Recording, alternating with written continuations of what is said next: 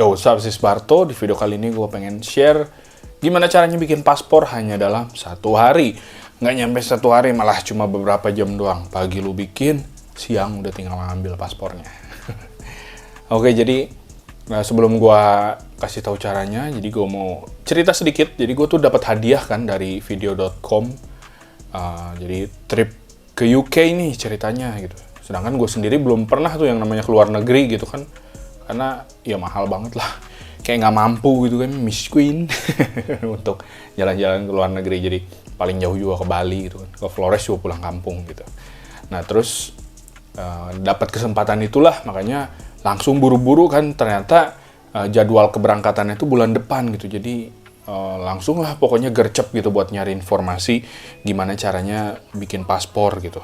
Nah terus setelah dapat kan biasa ya, kalau untuk pengurusan paspor itu sebentar ya, gue sambil nyariin informasi dulu karena gue lupa.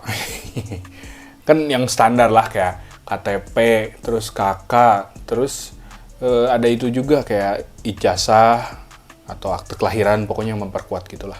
Sebetulnya syaratnya cuma itu doang, cuma yang bikin susah adalah ini antriannya. Jadi paspor tuh ternyata banyak banget guys yang mau bikin paspor. Ternyata gue dalam hati, buset, orang kaya banget ya pengen jalan-jalan ke luar negeri gitu. Walaupun gak semua jalan-jalan sih, ada juga kayak pelajar, terus juga ada yang buat melamar pekerjaan gitu kan. Jadi TKI gitu di luar negeri kan, ngurus visa paspornya di sini gitu. Nah terus gue download tuh yang namanya M-Paspor, karena setelah nyari info di Instagram tuh, karena gue kan di Bandung, jadi ke kantor imigrasi. Waktu itu posisinya hari apa ya? Hari Kamis kalau nggak salah gue dikasih tahu. Terus hari Kamis itu bingung kan, karena udah lupa gue pokoknya hari apalah. Pokoknya udah ini aja, udah tutup aja si kantor ininya. Jadi ya udah, selama malam itu gue coba cari-carain gimana cara bikin paspor. Ternyata di Instagram dikasih tahu ada tutorialnya cara menggunakan ini nih, aplikasi M-Paspor. Jadi kalian download dulu, ada di App Store, ada di Play Store. Download dulu aplikasi itu, terus nanti di situ daftar akun. Pokoknya input data ID lah biasa gitu ya. Terus login, isi data dengan benar. Terus di situ nanti kalian ajukan permohonan. Bikin permohonannya reguler atau paspor percepatan gitu. Terus paspor juga ada dua, ada yang biasa sama yang ada digital gitu kan. Katanya kalau yang digital tuh pokoknya lebih aman gitulah data-datanya gitu. Harganya pun beda ya, kalau yang biasa tuh 350.000, kalau yang digital berapa ya, 600-an kalau nggak salah. Gue ngambilnya yang biasa aja gitu ya, karena nggak tahu mungkin apakah kedepannya jalan-jalan lagi apa enggak. Menurut gue enggak, jadi ya ngambil yang biasa aja gitu. Toh fungsinya sama aja sebetulnya. Nah terus setelah itu verifikasi KTP, foto gitu kan, masukin nomor KTP, terus biasalah selfie gitu kan. Nah terus ngisi aja surat permohonan, ngisi permohonan itulah, pokoknya data pemohon dan lain-lain gitu. Nah terus yang jadi masalah tuh di sini, ketika beres semuanya data nih, udah beres di input, udah oke gitu. Nah begitu pilih ke memilih waktu kedatangan, nah ini yang jadi masalah. Karena banyak banget gitu kuota, satu hari itu di kuota kan, kalau nggak salah sekitar 100-an deh yang di kuota per harinya. Jadi begitu kalian pilih waktu kedatangan tuh, kalau di Bandung ya penuh gitu, 2 bulan ke depan tuh penuh gitu. Karena mereka buka jadwalnya nggak langsung sampai 6 bulan atau 1 tahun ke depan ya. Jadi memang hanya beberapa bulan doang gitu, mungkin 1 atau 2 bulan mereka buka gitu. Udah itu mereka close dulu, nanti mendekati akhir 2 bulan itu baru mereka buka lagi untuk pendaftaran berikutnya gitu. Jadi emang apa ya, lama banget lah. Itu gue nyariin di Bandung kan, terus akhirnya inilah nyarilah. Nggak harus sebetulnya, kalau bikin paspor nggak harus di domisili kalian sih. Kalau misalkan kalian lagi di Jakarta, ya ke Jakarta aja, terus atau misalkan lagi di kota-kota lain, di situ aja gitu. Jadi nggak terpatok sama domisili. Misalkan kalian orang Bandung, jadi harus di Bandung, nggak.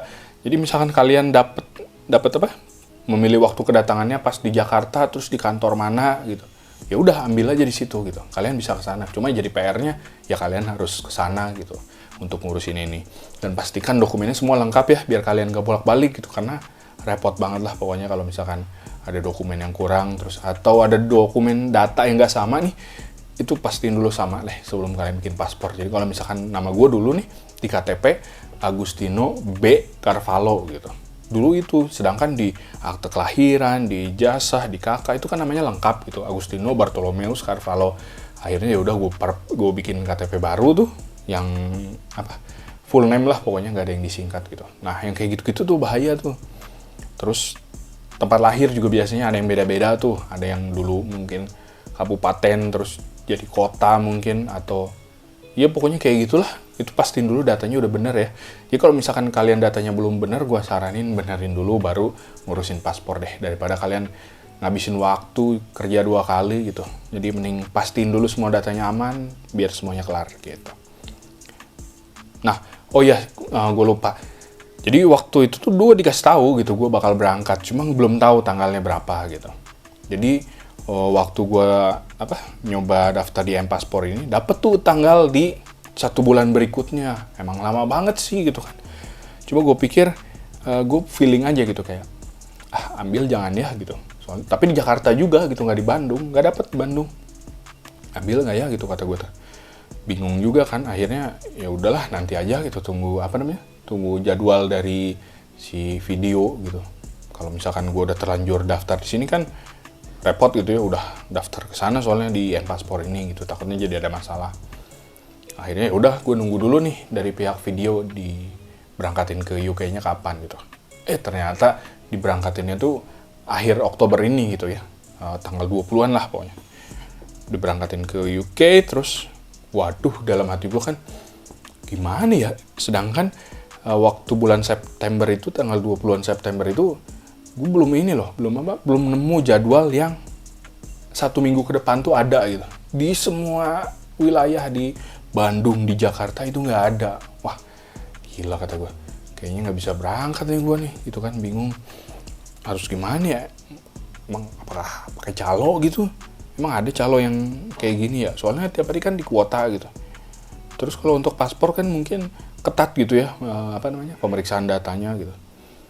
Akhirnya bingung gimana caranya, terus gue coba cek-cek lagi nih di Instagram, ternyata ada ini nih, layanan 1 hari jadi gitu. One day service namanya, ODS gitu. Itu beneran 1 hari cuy. Cuma masalahnya ini di kuota ya, hanya 15 orang per hari. Terus dibukanya tuh setiap Senin sampai Jumat. Gue nggak tahu ya di wilayah lain. Cuma kalau di Bandung kayak gitu ya sistemnya. Dia dibuka pendaftarannya Senin sampai Jumat di jam 11.30. Jadi kalau misalkan lu udah daftar di situ, besok begitu daftar tuh langsung ada silahkan datang ke kantor imigrasi Bandung besok jam sekian gitu. Nah, gue lihat di sini, wah kayaknya ini nih pakai jalur ini aja lah. Bedanya apa gitu? Ya bedanya kita harus keluarin duit lebih gitu. Jadi kalau misalkan paspor biasa tuh kan 350.000 ya. Nah kalau ini nambah 1 juta gitu untuk biaya percepatannya. Nah gue tuh baca di komennya kan, kok ini calo gitu. Pokoknya ini percaloan lah gitu. Sebetulnya enggak sih, karena kan negara butuh yang namanya PNBP ya, pendapatan negara bukan pajak gitu. Jadi ya silakan gitu, itu cara mereka untuk mendapatkan PNBP ya kayak gini gitu, melalui jalur percepatan. Ya kalau nggak mau ikut jalur percepatan ya yang reguler aja gitu. Dan gue juga nggak keberatan sih, karena dalam kasus gue emang se-urgent itu gitu kan. Karena gue nggak dapet nih jadwal di paspor reguler gitu, jadi ya udah gue ngambil ini aja yang percepatan gitu. Dan setelah itu kan kuotanya 15 hari nih, jadi gue kayak buru-buruan lah, pak boro-boro kalau kata bahasa Sundanya. Jadi ini kan dibukanya jam 11.30 nih, gue 11.25 tuh udah standby depan laptop gitu kan.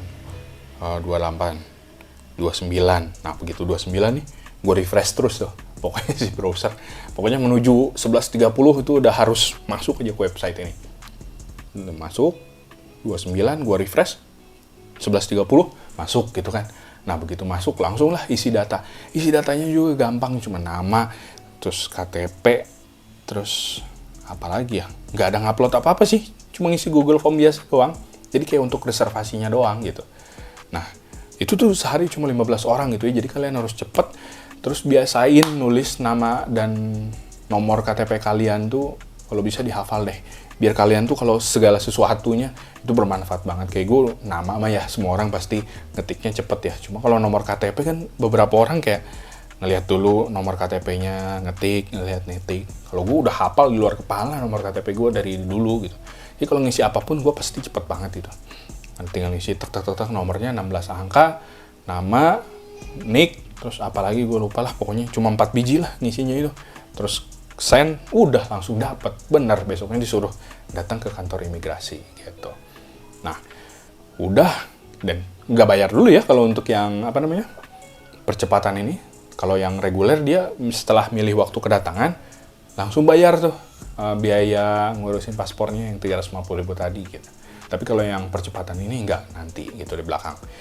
Nah terus lanjut ke besokan harinya setelah gua datang tetap ya disuruhnya pagi-pagi gitu. Jadi jam bukanya kan jam 8 tapi jam 7.30 udah harus di sana gitu. Terus gua datang ke sana sama security, dikasih tahu nih jalurnya reguler apa percepatan. Gue jalur percepatan jadi disuruh ngisi data inilah, ngisi nama doang lah gitu.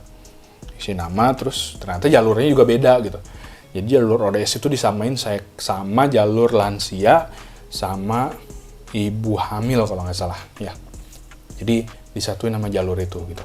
Jadi lebih cepet lah. Nah, terus begitu buka langsung masuk. Terus kita kayak ngisi satu formulir gitulah. Formulir data diri, terus pokoknya macem-macem lah. Nah setelah itu kita lengkapin lah sama lampirannya tuh kayak KTP, KK, akte yang gitu-gitu. Pokoknya dilampirin di belakangnya, masukin ke dalam map. Mapnya juga udah ada di kantor imigrasinya gitu. Jadi mapnya kayak yang udah udah ada formatnya gitulah. Jadi di depan kita kasih nama sama nomor KTP gitu. Jadi begitu kita simpen di meja satpam lagi, kalau udah selesai ngisi nih, kita balikin lagi ke security-nya. Nanti sama security-nya dikumpulin, baru dikasih ke administrasinya gitu. Jadi gue cuma nunggu itu doang. Begitu udah ngasih, ya udah nunggu nama gue dipanggil gitu. Setelah nama gue dipanggil pun singkat banget, cuma nanyain nama lengkap, terus tanggal lahir gitu kan, terus keperluannya untuk apa, cuma gitu doang. Udah sesimpel itu. Suruh duduk lagi, nunggu katanya. Nunggu di depan ruang ini untuk foto katanya gitu. Oke, setelah itu gue tunggu. Itu nggak nyampe 5 menit, cuma sebentar doang di administrasi itu. Terus pindah ke tempat nunggu foto. Itu foto dan setelah itu lumayan agak lama karena kan foto banyakan ya bareng-bareng gitu. Cuma kayaknya diprioritasin juga sih. Jadi nggak terlalu lama lah. Udah itu ngambil foto, terus sambil diwawancara juga. Jadi wawancaranya juga nggak yang susah-susah sih, cuma nanya udah pernah keluar negeri atau belum, terus keluar negeri mau ngapain, cuma itu doang pertanyaannya. Terus diambil foto, setelah diambil foto udah dikasih tuh nomor billing virtual account untuk tagihan proses bikin paspor percepatan itu gitu kan. Jadi dikasih nomor virtual account-nya, bayar maksimal 1 jam atau 2 jam gitu. Itu harus langsung dibayar. Kalau udah dibayar, nanti tinggal nunjukin buktinya ke loket pengambilan paspor gitu. Jadi setelah itu ya udah, begitu gua ambil slipnya, langsung aja gua bayar saat itu juga. Karena kan sekarang udah canggih ya, mau pakai bank apapun kalian tinggal transfer gitu doang gitu, cepet. Dan udah pulang. Kalau nggak salah waktu itu 2:30 deh, udah bisa mulai ngambil paspornya. Jadi gua balik dulu nih. Udah itu jam 2:30 balik lagi ke kantor imigrasi, tinggal ngasih lihat si kertas yang tadi tuh, kertas slip yang dikasih setelah foto sama wawancara, kasih, terus ini bukti transfernya, nggak usah dicetak bukti transfernya, kasih lihat aja ini buktinya, terus sama dia dicariin paspornya. Oke, dipanggil, udah selesai. Sesimpel itu, secepat itu, semudah itu, dan semantep itulah. Pokoknya gue apresiasi sih untuk kantor imigrasi, terutama yang di Bandung gitu ya. Ya walaupun kita bayar lebih, tapi pelayanannya tuh memuaskan lah gitu. Jadi nggak sia-sia kita udah bayar lebih, pelayanannya bagus, cepet gitu kan, dan hasilnya pun oke lah pokoknya gitu. Terus ada apa lagi ya di imigrasi kemarin? Pengalaman gue sih cuma itu doang gitu ya. Terus kadang di Bandung juga ada yang layanan paspor weekend gitu. Jadi buat kalian yang kerja mungkin nggak sempet gitu ya kalau hari biasa. Kalau gue kan bisa cuti gitu ya waktu itu. Nah kalau kalian nggak bisa, ambil aja nih yang layanan paspor weekend. Cuma masalahnya sama, tetap dibatas juga ya. Cuma yang ini lebih banyak, 30 kuota gitu per harinya. Itu adanya di Mikomol gitu. Kuota akan dibuka hari Jumat sekitar pukul 2 siang gitu. Jadi mungkin tanggalnya nggak kayak tadi ya. Kalau yang percepatan tadi kan Senin sampai Jumat tuh. Kalau yang ini mungkin di hari Jumatnya doang untuk besok Sabtu gitu. Ya lumayan sih untuk proses paspor ini. Kalau ngambil jalur reguler emang butuh waktu yang lama gitu. Terus ya memang murah sih. Buat kalian yang nggak buru-buru sih ya ambil aja yang reguler. Cuma dalam kasus gua atau misalkan kalian memang kepepet seperti itu, saran gua ngambil yang percepatan gitu. Jangan lupa sehari sebelumnya jam 11.30 itu lo harus langsung depan laptop standby, refresh gitu. Pokoknya jangan leha-leha deh. Soalnya kuotanya cuma 15 orang dan kalau gue lihat komentar di Instagramnya, itu orang rebutan banget untuk dapetin slot itu gitu. Ya menurut gue kalau misalkan kalian punya uang lebih dan pengen prosesnya lebih cepat gitu, diambil aja paspor yang percepatan gitu. Nah terus di video selanjutnya gue bakal ngasih tahu pengalaman gue bikin visa, karena ke UK harus bikin visa gitu ya. Kenapa gue ketawa? Karena ya tungguin di video selanjutnya. Seru lah, menyenangkan pengalaman dan ya luar biasa lah pokoknya. Jangan lupa langsung tungguin aja nanti di video selanjutnya gitu ya, pengalaman gue bikin visa. Oke. Thank you so much guys yang udah nonton. See you next time. Gue Barto. God bless you. Semoga bermanfaat ya.